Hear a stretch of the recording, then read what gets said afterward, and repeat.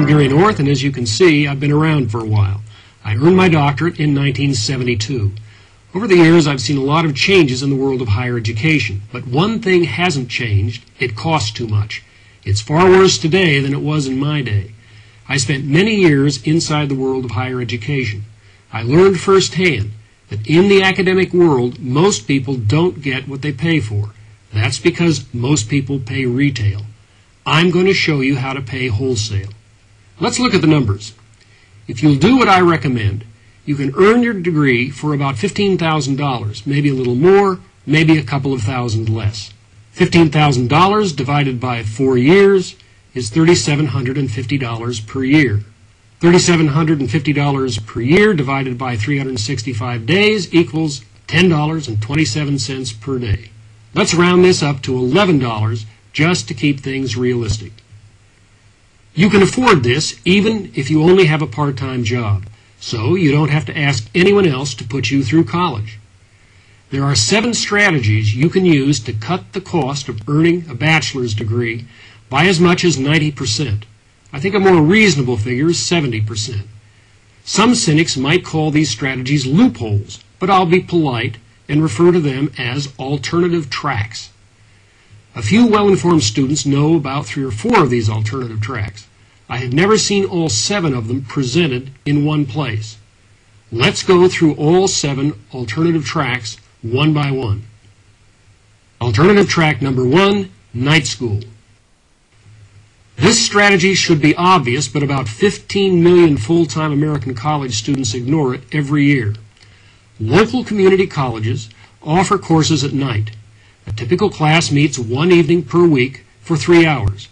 You receive 3 semester credit hours because you're in class for 3 hours, but sometimes less. You can work full-time, attend classes in the evening all year round, including 2 summers, and complete your first 2 years of college in 15 months. Remember, the biggest single expense for college for most people is the cost of being out of the job market. For at least 2 years in a 4-year program, you can eliminate this cost. You may even be able to keep your full-time job for all 4 years. Alternative track number 2, dual credit. I first learned about this in 1969 when I was a graduate teaching assistant. One of the students enrolled in my class was still in high school. I checked into this. It turned out that she was taking my class to get joint credit, high school and college. She got to be in my class. I know of one state that has set up a program where a high school junior enrolls at a local community college and can complete all remaining high school requirements there. Students pay only for their textbooks, which they can buy used. This is by far the best legal way to avoid attending high school. The student graduates from high school at age 17 or 18 and enters college as a junior. The student can get into the workforce as a college graduate 2 years early. This speed-up is worth at least $75,000 in income. Alternative track number 3, quiz out. Most college-bound students have heard of the SAT exam. The organization that administers the SAT is the College Board.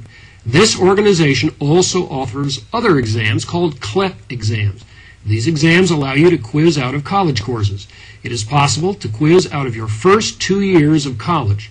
The total cost of this would be less than $1,500. If you hustle, you can do this in 1 year.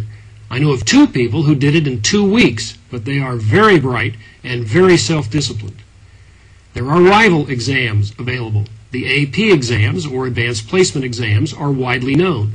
There are also lesser exams known as the Dantes exams. These are for military personnel. There are also DSST exams, which are Dantes exams for civilians. You can use these exams to reduce your total college expenses by 40% or more. Alternative track number 4, daytime community college. At a university, freshmen and sophomores are often put into classes with 300 to 1,000 students. These are called mega classes. Only low-level faculty members teach them. You listen to a lecture in an auditorium. Then you're supposed to attend a discussion group section taught by a graduate student who has almost no teaching experience. At a community college, you take small classes. Daytime classes are taught by full-time instructors whose profession is teaching. At a university, professors are paid mainly to publish articles in academic journals. They are not paid for their ability to teach. Most of them try to avoid teaching freshmen and sophomores whenever possible. Alternative track number 5, distance learning. There are over 4,000 accredited colleges and universities in the United States. Over 1,000 of them offer distance learning courses. You can use the Internet and the U.S. Postal Service instead of a campus. Unfortunately, most of these courses cost as much as on-campus courses, but a few universities offer low-cost courses that reflect the low cost of distance learning education. These schools rarely publicize the fact that they offer these wholesale price courses. Few on-campus students know about these alternatives. Here's an example. There's one state university that charges $69,000 to earn a degree on campus. It offers the same degree program through distance learning for $12,000. The school doesn't mention this alternative track on its website. You have to know a toll-free phone number to call. Better yet, you get this wholesale price even if you're an out-of-state student. I provide this phone number in my free online report on college degrees. You can download it from the website you see on your screen. Alternative track number 6, life experience courses. Most of what we learn outside the classroom. There are things you know how to do that you never learned in a high school classroom. You can convert this information into college credit at dozens of universities. I know a man who graduated from high school at age 18 and had earned his bachelor's degree at 18 and a half. His degree cost him $5,000. He did it through a combination of CLEP exams and life experience courses. He's an exception, of course. I mention him only to illustrate a point. There are many ways to skin the academic cat. Alternative track number 7, in-state residency. This is one that they never, ever tell you about.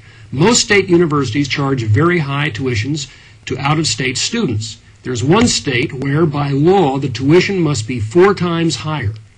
You can beat this restriction by moving to the state either 6 months before you apply to a college or a year, depending on state law.